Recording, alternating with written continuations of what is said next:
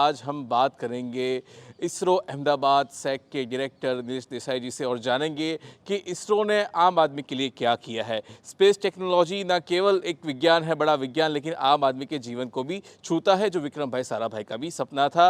और इसके अलावा जो भी हमारे यहाँ बड़े विज्ञानी हुए, उन्होंने भी ये सोच, ये कोशिश हमारे सामने रखी।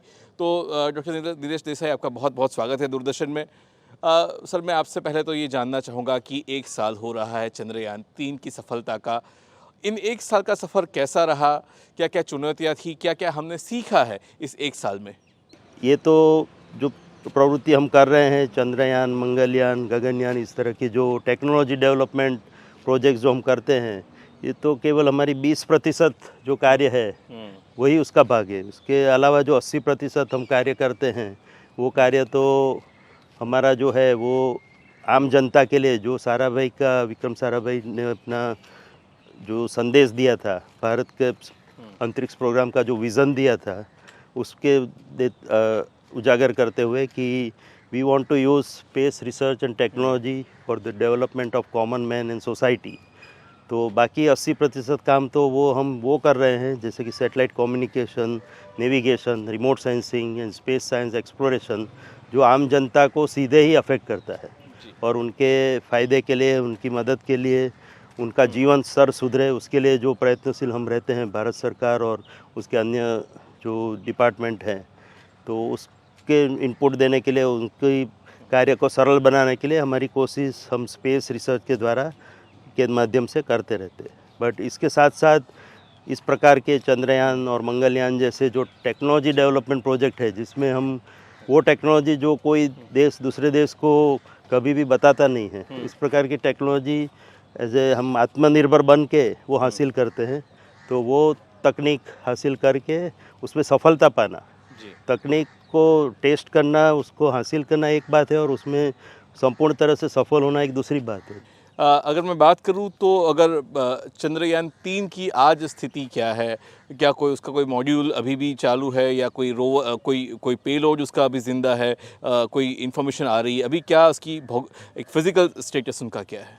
जैसा कि आपको विदित होगा कि जो चंद्रयान-3 लैंडर और रोवर मॉड्यूल था, उसका जो मीनिंगफुल लाइफ था वो एक चंद्र दिवस का था, जिसका मतलब है कि 14 पृथ्वी के दिवस।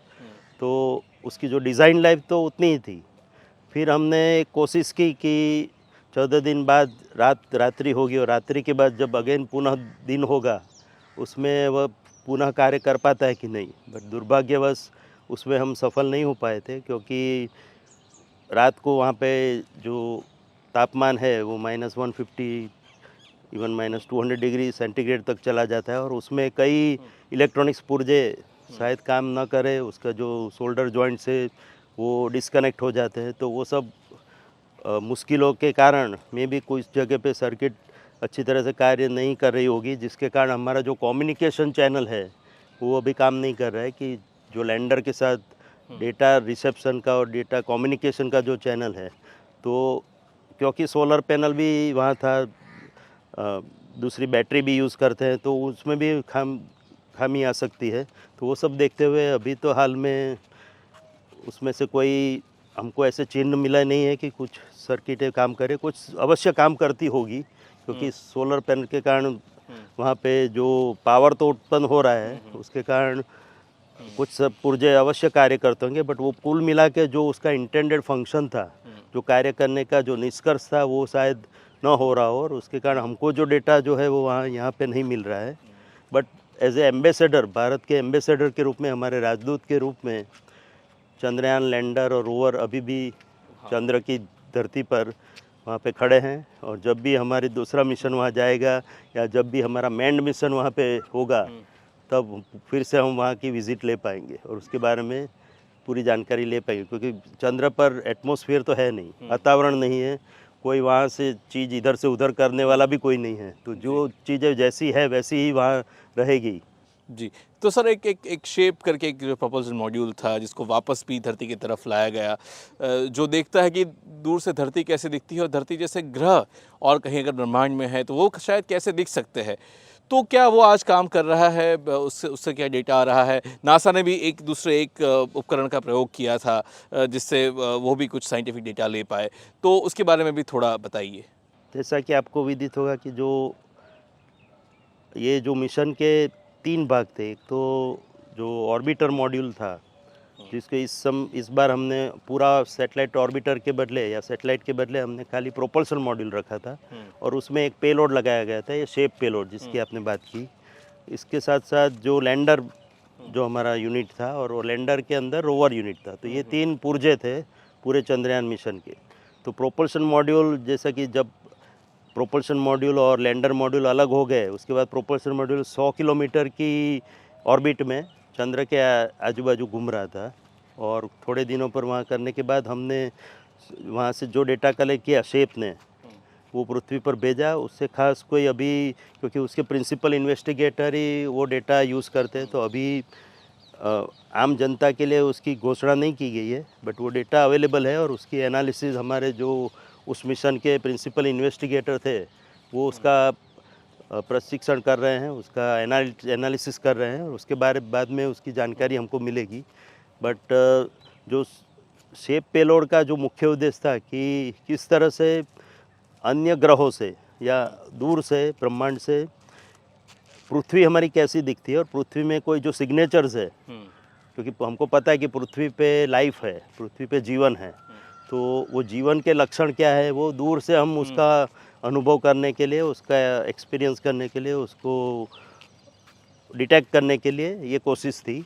और वो सिग्नेचर हम प्रिजर्व करके रखेंगे, जिससे कि जब हम पृथ्वी पे से अन्य ग्रहों का परीक्षण करते हैं जब, और उसको ऑब्ज़र्व करते हैं, उसका एनालिसिस करते हैं, तो वो डेटा को एज ए रेफरेंस यूज़ करेंगे कि कोई भी ग्रह जिसमें जीव है, लाइफ है, तो वो ग्रह की कुछ अलग प्रकार की सिग्नेचर होगी। तो अगर वो मैच होती है हमारी पृथ्वी का सिग्नेचर जो हमने प्राप्त किया है शेप मॉड्यूल से, दूर से, चंद्र से, तो उसको एज ए रेफरेंस यूज़ करके हम पता लगा पाएंगे कोई और जगह पे, जैसे कि एक्सोप्लैनेट से, वहाँ पे लाइफ है कि नहीं। तो ये तो उद्देश्य था ये शेप पेलोड का।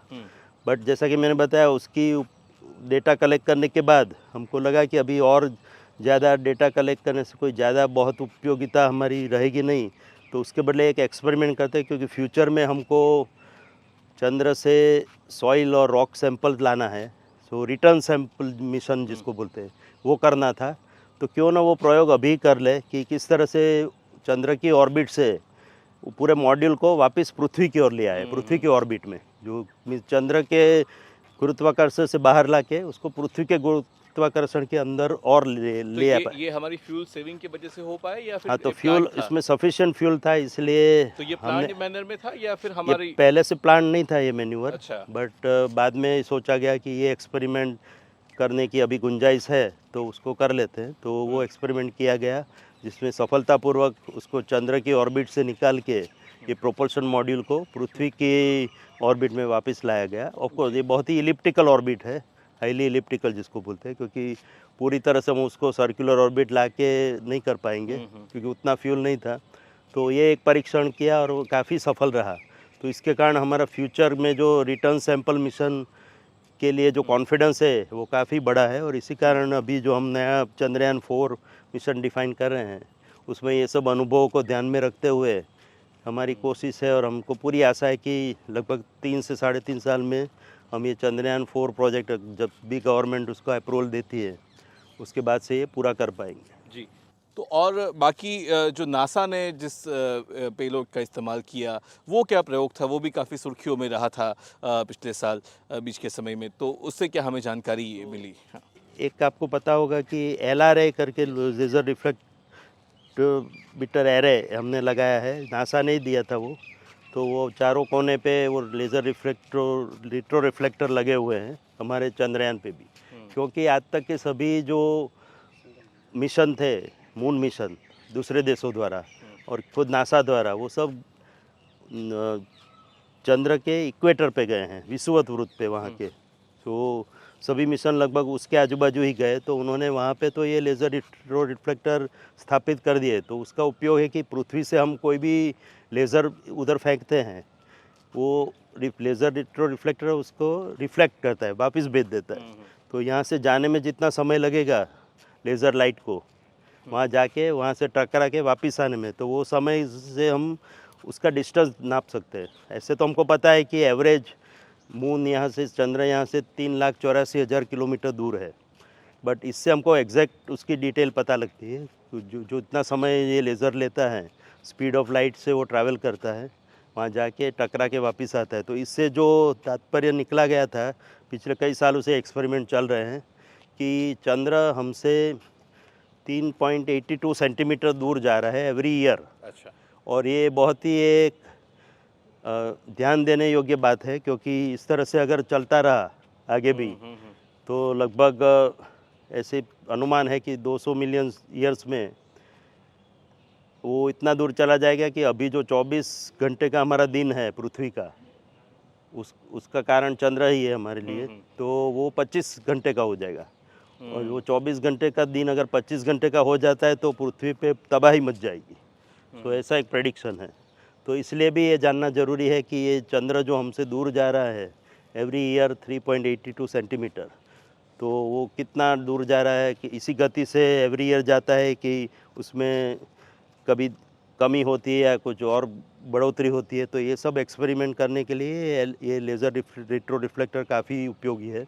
बट आज तक जो भी मेज़रमेंट किए गए हैं, जैसा कि मैंने बताया, इक्वेटर पे लैंडिंग हुआ था तो वहीं से किए गए। अभी ये एक्सपेरिमेंट नासा को करना था कि साउथ पोल पे अगर हम कोई लैंडर है तो साउथ पोल पे भी उतनी गति से चंद्र दूर जा रहा है, उसका पुष्टि होती है कि नहीं। तो वो एक रीज़न था। दूसरा एक्सपेरिमेंट जो नासा कर रहा है कि उनका जो LRO ऑर्बिटर है उसमें एक लेज़र अल्टीमीटर है, तो उसके द्वारा भी किरण फेंक के वहाँ से रिटर्न सिग्नल वो ले रहा है हमारे लेज़र रेट्रो रिफ्लेक्टर से। तो इस तरह से अलग अलग प्रकार के एक्सपेरिमेंट करके फ्यूचर में नेविगेशन में भी काम आए, क्योंकि वो लेज़र रिफ्लेक्टर तो वहीं, जैसे मैंने बताया कि चंद्रयान हमारा वहीं खड़ा है और वहीं खड़ा रहने वाला है, तो उसको उपयोग करके हम एग्जैक्ट लैंडिंग साइट पे उतराण करने में सफलता और सरलता हो, उसके लिए भी उसका उपयोग कर पाएंगे।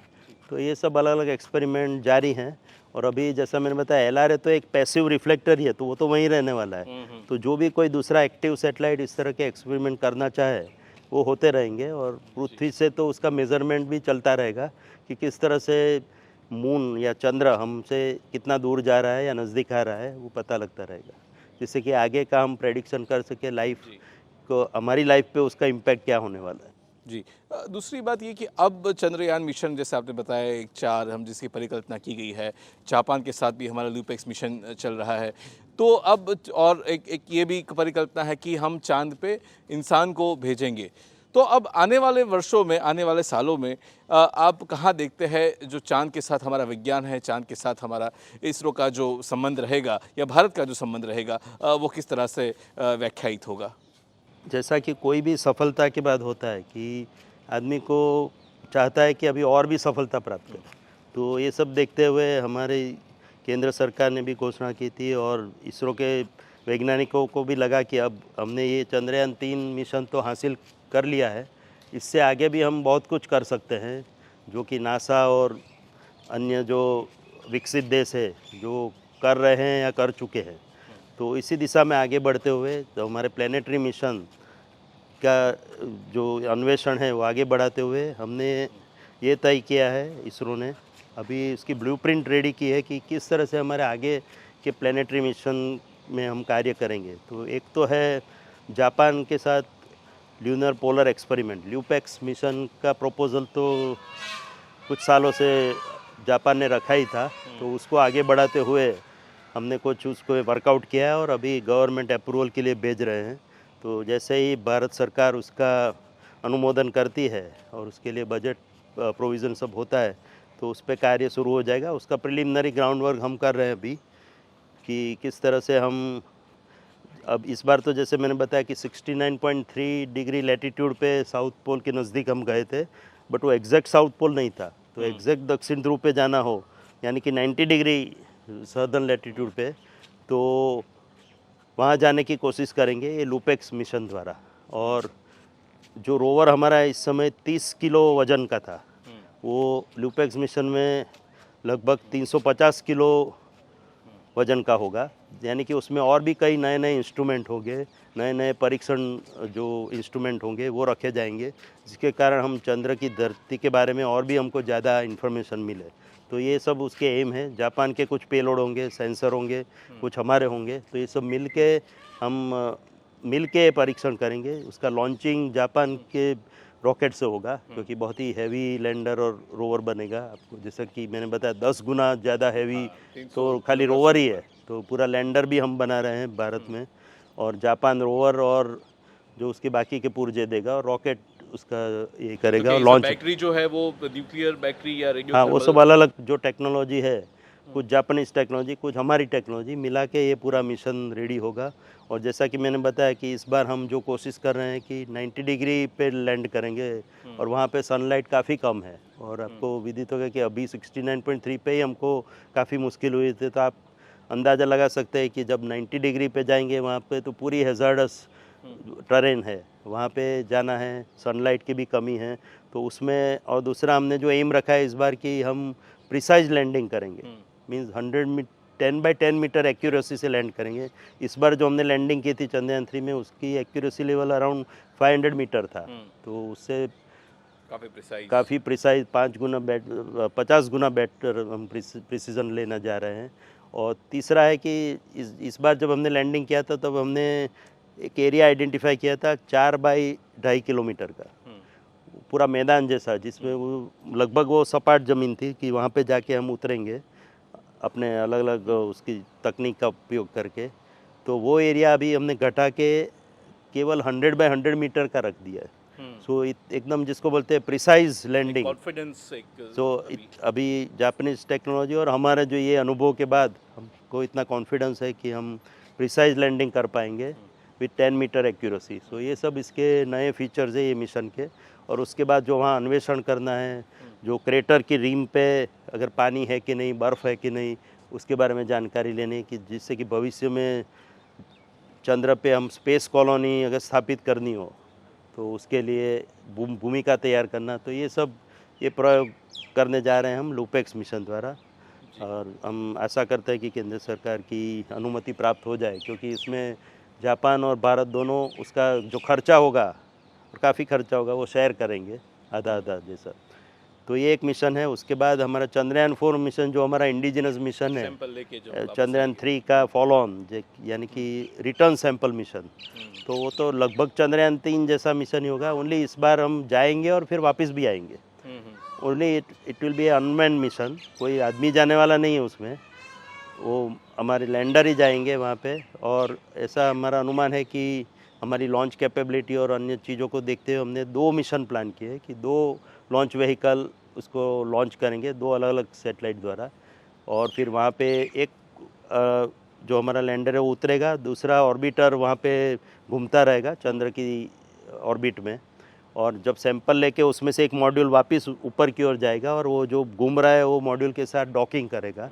तो स्पेस डॉकिंग एक्सपेरिमेंट भी हो जाएगा। पहले उसका एक्सपेरिमेंट हम पृथ्वी के उस पर भी कर लेंगे, जब पृथ्वी की त्रिज्या में एट ऑर्बिट में, और उसके बाद ये चंद्र पे उसकी एक्सपेरिमेंट होगा। और पूरा कॉन्फिडेंस आने के बाद ही चंद्र का मिशन तो होगा कि वहाँ पे स्पेस डॉकिंग होगा, और फिर वो पूरा मॉड्यूल अगेन वापस से पृथ्वी की ओर आएगा, जो कि प्रोपल्सन मॉड्यूल में हमने जो एक्सपेरिमेंट किया उसका ही जो बड़ा रूप है उस तरह का वो प्रयोग होगा कि वो पूरा मॉड्यूल जो असेंबल्ड मॉड्यूल है, दोनों जो डॉक्ड मॉड्यूल है नीचे की ओर आएगा पृथ्वी की ओर, और पृथ्वी के ऑर्बिट में आने के बाद अगेन वो सेपरेट हो जाएंगे, और खाली जिसमें वो सैंपल रखे हैं वो मॉड्यूल ही खाली नीचे की ओर उतरेगा पृथ्वी के वातावरण को भेद के। क्योंकि जब भी पृथ्वी के वातावरण में एंट्री होती है तो अब 5000 डिग्री सेंटीग्रेड टेम्परेचर जनरेट होता है। आपको पता ही होगा कि एंगल ऑफ अटैक और मैनी अदर थिंग्स काफ़ी इंपॉर्टेंट होती है, कि सही तरह से अगर एंट्री नहीं हुई तो पूरा जल के राख हो सकता है। तो ये सब ध्यान में रखते हुए तो पूरा सभी मॉड्यूल वापस नहीं आएंगे, ये एक ही मॉड्यूल जिसके अंदर ये सैंपल होंगे वहाँ की ज़मीन के, वहाँ की सॉइल के, मिट्टी के, तो वो सब आके उसको फिर पृथ्वी पे लाके उसको एक लेबोरेटरी में हम अच्छी तरह से स्टोर करेंगे, जैसा कि नासा ऑलरेडी कर चुका है। तो और फिर हमारे साइंटिस्ट उस पर और अच्छी तरह से उस पर एक्सपेरिमेंट कर पाएंगे, क्योंकि जो एक्सपेरिमेंट हम वहाँ बैठ के हमारे इंस्ट्रूमेंट द्वारा कर सकते हैं वो लिमिटेड ही कर सकते हैं। और जैसा कि मैंने बताया, इस बार हम वो 14 दिन के भीतर ही जो करना था वो कर पाए। तो इसमें तो पूरे समय सैंपल हमारे पास ही रहेंगे, तो जब भी जिस प्रकार के एक्सपेरिमेंट करना हो हम कर सकते हैं। तो ये एक मिशन की मुख्य उद्देश्य रहेगा, ये जो चंद्रयान 4 रिटर्न सैंपल मिशन है। तो ये अभी प्लान किया, और उसके बाद ये सब हम आशा करते हैं कि लगभग 2028 से 30 के टाइम फ्रेम में ये दोनों प्रोजेक्ट हम कंप्लीट कर पाए। तो नेक्स्ट 5 to 6 ईयर काफ़ी क्रूशियल रहेंगे भारत के प्लानिटरी एक्सप्लोरेशन के लिए। और उसके बाद हमारा मुख्य उद्देश्य है, जो हमारे आदरणीय प्रधानमंत्री जी ने भी घोषणा की थी, कि 2040 तक हम मैन ऑन मून, यानी कि एक भारतीय को मून पे पहुंचाना है, जो अभी तक हुआ नहीं है। खाली नील आर्मस्ट्रॉन्ग और कुछ और अन्य अवकाश यात्री जहां पहुंचे हैं उस जगह पे, और ये कहाँ जाएंगे वो तो अभी डिसाइड करना है। इक्वेटर पे जाएंगे, साउथ पोल पे जाएंगे, बट एक भारतीय को चंद्र की धरती पे पहुंचाना है और सही सलामत वापस लाना है। तो वो मिशन हम 2040 तक करने की आशा रखते हैं, और उसके लिए कई और तकनीक भी करनी पड़ेगी, जैसे कि भारतीय अवकाश स्टेशन की स्थापना करनी पड़ेगी। तो वो सब भी प्लान में है हमारे। आपको क्या लगता है कि एक समय था जब 60 का और 70 का दशक था, जब अमेरिका और रूस के बीच में एक जैसे स्पेस वॉर के प्रकार की एक हो गई थी, अब उसके बाद चांद में बहुत रुचि नहीं रही थी। क्या हमारे जो चंद्रयान मिशन है, चंद्रयान 1, 2 या 3 की भी बात करें, उसके बाद लगता है कि अचानक से चांद में रुचि विश्व की भी बढ़ गई है, सबकी उसकी नई निगाहें वहाँ पर रही है। तो क्या चांद की कौन सी ऐसी खोज है जिसने चांद में जो है इंटरेस्ट लोगों का बढ़ा दिया है? चांद में एक बार फिर से इंटरेस्ट जागृत हुआ है। जैसा कि आपने सही बताया कि जब अमेरिका रसिया की जो स्पेस रेस चल रही थी, स्पेस वॉर बोलो या उसको स्पेस रेस थी एक्चुअली वो, तो कौन पहले पहुंच जाए, तो उसमें अमेरिका फिर सक्सेस हो गया कि वो पहले आदमी को पहुंचा पाया, जबकि रसिया ने पहले स्पेस लॉन्च किया था, ऑर्बिटर और अदर थिंग। तो इस तरह से दोनों आगे पीछे होते रहते। तो उसके बाद जब आदमी चंद्र पे पहुंच गया, उसके बाद अन्य देशों की जो विकसित देश है उनकी कुछ रुचि उसमें कम हो गई। बट एक बार फिर से अमेरिका ने वो आर्टेमिस प्रोग्राम उनका अपना फिर से रिस्टार्ट किया। उसके बाद फिर से अन्य देशों में, और ख़ासकर यूरोप में और जापान और चाइना, ये तीनों भी उसमें काफ़ी एक्टिव हुए। हर एक ने अपने, इवन प्राइवेट सेक्टर में भी कई लोग उसमें इंटरेस्ट लेने लगे, क्योंकि एलन मस्क के द्वारा जो स्पेस टूरिज़्म और अन्य प्रयोग चालू किए गए, तो लोगों को लगा कि उसको आगे बढ़ाते हुए स्पेस टूरिज़्म को और भी आगे ले जाके चंद्र पे भी हम टूरिज़्म करा सकते हैं। तो ये सब संभावनाओं को देखते हुए फिर से ऐसे प्लानिटरी एक्सप्लोरेशन, और ख़ासकर मून एक्सप्लोरेशन मिशन में अन्य विकसित और विकासशील देशों का उसमें इंटरेस्ट और भी जागरूक हुआ। और ख़ासकर जैसे कि मैंने बताया, अमेरिका का जो आर्टेमिस प्रोग्राम उन्होंने डिफ़ाइन किया, और आर्टेमिस एग्रीमेंट वो सबसे कर रहे थे कि किस तरह से हम पीसफुल यूजेज ऑफ स्पेस, उसकी एग्रीमेंट तो यहाँ पे पृथ्वी पे है ही, उस तरह से प्लानिटरी लेवल पे भी आर्टेमिस एग्रीमेंट का ये मानना है कि वहाँ भी हम पीसफुल यूज़ करें और उसका मिसयूज़ ना हो चंद्र की धरती का। तो उसके लिए अमेरिका प्रयत्नशील था। तो एक तरह से फिर से लोगों में जागरूकता आई और इंटरेस्ट, रुचि जागृत हुई कि चंद्र को एक्सप्लोर करो, और भारत के इस साउथ पोल के प्रयोग ने और भी उसमें रुचि बढ़ा दी है। अब बात करते हैं गगनयान की, कि एक गगन नॉक्स की एक घोषणा भी हो चुकी है। 2 अनमैन्ड मिशन है, 1 मैन्ड मिशन है, और काफ़ी कुछ प्रयोग चल रहे हैं, किस तरह से वापस लाया जाए, क्या किया जाए। तो एक अभी कौन सी स्थिति में है, कौन से स्टेज में गगनयान है, अभी हम उसमें क्या और नया एक्सपेक्ट कर सकते हैं? जैसा कि आपको पता ही होगा कि 2019 में भारत के 72वें